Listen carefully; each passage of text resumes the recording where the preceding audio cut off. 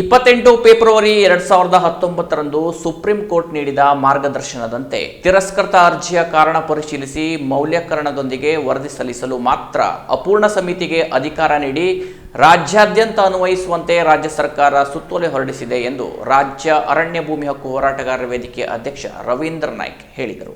ಕುಮಟಾ ತಾಲೂಕಿನ ಅಳಕೋಡು ಮೂರೂರು ಕಲ್ಲಬ್ಬೆ ಗ್ರಾಮ ಪಂಚಾಯಿತಿ ವ್ಯಾಪ್ತಿಯಲ್ಲಿ ನಡೆದ ಅರಣ್ಯವಾಸಿಗಳಿಗೆ ಕಾನೂನು ಜಾಗೃತ ಜಾಥಾದಲ್ಲಿ ಸರ್ಕಾರದ ಕಾರ್ಯದರ್ಶಿ ಪರಿಶಿಷ್ಟ ಪಂಗಡಗಳ ಕಲ್ಯಾಣ ಇಲಾಖೆಯ ಅಧಿಕಾರಿ ರಂದೀಪ್ ಡಿ ಅವರು ಹೊರಡಿಸಿದ ಸುತ್ತೋಲೆಯನ್ನ ಪ್ರದರ್ಶಿಸಿ ಮಾತನಾಡಿದ ರಾಜ್ಯ ಅರಣ್ಯ ಭೂಮಿ ಹಕ್ಕು ಹೋರಾಟಗಾರರ ವೇದಿಕೆಯ ಅಧ್ಯಕ್ಷ ರವೀಂದ್ರ ನಾಯ್ಕ್ ಅವರು ನಾಮನಿರ್ದೇಶನ ಸದಸ್ಯರ ಅನುಪಸ್ಥಿತಿಯಲ್ಲಿ ಅರಣ್ಯ ಹಕ್ಕು ತಿರಸ್ಕೃತ ಅರ್ಜಿಗಳನ್ನು ಪುನರ್ ಪರಿಶೀಲನೆ ಕಾರ್ಯವನ್ನು ಮುಂದಿನ ನಿರ್ದೇಶನದವರೆಗೆ ಸ್ಥಗಿತಗೊಳಿಸಲು ಸರ್ಕಾರದ ನಿರ್ಧಾರದ ಹಿನ್ನೆಲೆಯಲ್ಲಿ ಅರಣ್ಯವಾಸಿಗಳ ಅರ್ಜಿಗಳನ್ನು ತಿರಸ್ಕೃತಕ್ಕೆ ಕಾರಣವಾದ ಅರ್ಜಿಗಳನ್ನು ಪುನರ್ ಪರಿಶೀಲಿಸಲು ಆದೇಶದಲ್ಲಿ ಉಲ್ಲೇಖಿಸಲ್ಪಟ್ಟಿದೆ.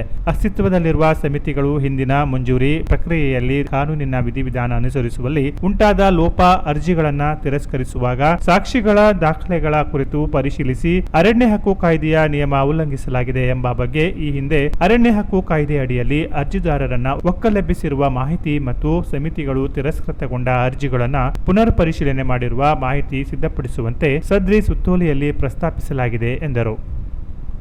ಸಭೆಯ ಅಧ್ಯಕ್ಷತೆಯನ್ನ ತಾಲೂಕಾ ಅಧ್ಯಕ್ಷರಾದ ಮಂಜುನಾಥ ಮರಾಠಿ ವಹಿಸಿದರು. ಜಿಲ್ಲಾ ಸಂಚಾಲಕರಾದ ಮಹೇಂದ್ರ ನಾಯ್ಕ್ ಸ್ವಾಗತಿಸಿದರು. ತಾಲೂಕು ಪಂಚಾಯತ್ ಮಾಜಿ ಸದಸ್ಯರಾದ ಬಾಲಕೃಷ್ಣ ನಾಯ್ಕ್, ಕೃಷ್ಣಾನಂದ ಹರಣಿಕರ್, ಗ್ರೀನ್ ಕಾರ್ಡ್ ಪ್ರಮುಖರಾದ ಸೀತಾರಾಮ್ ನಾಯ್ಕ್ ಬೊಗ್ರಿಬೈಲ್, ರಾಜೀವ್ ಗೌಡ, ಪ್ರಕಾಶ್ ನಾಯ್ಕ್, ಅಂತೋನಿ ಪಿಂಟೋ, ಪ್ರಕಾಶ್ ನಾಯ್ಕ್, ಸುಲೋಚನಾ ಮುಕ್ರಿ, ಸುಲೋಚನಾ ನಾಯ್ಕ್, ರವಿಚಂದ್ರ, ಜಗದೀಶ್ ನಾಯ್ಕ್ ಉಪಸ್ಥಿತರಿದ್ದರು.